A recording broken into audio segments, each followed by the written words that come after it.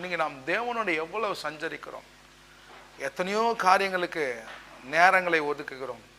Walking போகிறதுக்கு, அநேக TV சீரியல்லையும் mobile ஃபோன்கள்லையும் ஒரு புத்தகத்தை வாசிக்கிறதுல சினிமா பார்க்குறதுலையும் எவ்வளோ நேரத்தை வீணடிக்கிறோம். கர்த்தரோடு நம்ம எவ்வளோ தனித்திருக்கிறோம், கர்த்தருக்கு எவ்வளோ நேரம் கொடுக்குறோம் யோசித்து பார்ப்போம். இயேசு கிறிஸ்து சொன்னார், 1 மணி நேரம் என்னோட கூட விழித்திருக்க கூடாது என்று சொல்லி. 1 மணி நேரம் கூட ஆண்டவர் கூட சஞ்சரிக்காமல் எத்தனையோ நாட்களை நம்ம கழித்து இருக்கலாம். எத்தனையோ ஜனங்கள் கழித்து கொண்டிருக்கிறார்கள். ஆவிக்குரிய பிள்ளைகள்னு சொன்னால் ஆண்டவரோட சஞ்சரிக்கிறது ரொம்ப குறைவாக இருக்குது. ஸ்தோத்திரம் சொல்லுகிறோமா, கர்த்தரோடு ஜபம் பண்ணுகிறோமா, 1 மணி நேரமாவது ஒரு நாள் ஆண்டவரை தேடுகிறோமா. எல்லாவற்றுக்கும் நமக்கு நேரம் இருக்கும்போது கர்த்தரோடு டைம் ஸ்பெண்ட் நேரம் இல்லாமல் பண்ணு. நம்ம இந்த கடைசி நாளில் தெரிஞ்சு கொள்ள வேண்டிய ஒரு விஷயம், ஆண்டவரோடு நாம் தனித்திருக்க வேண்டும். தனியாக ஜபிக்கிறதுல ஒரு பெரிய கிருபை இருக்குது, குழுவாக ஜபிக்கிறதுல ஒரு கிருபை இருக்க மாட்டால் தனித்திருக்கிற ஜபம்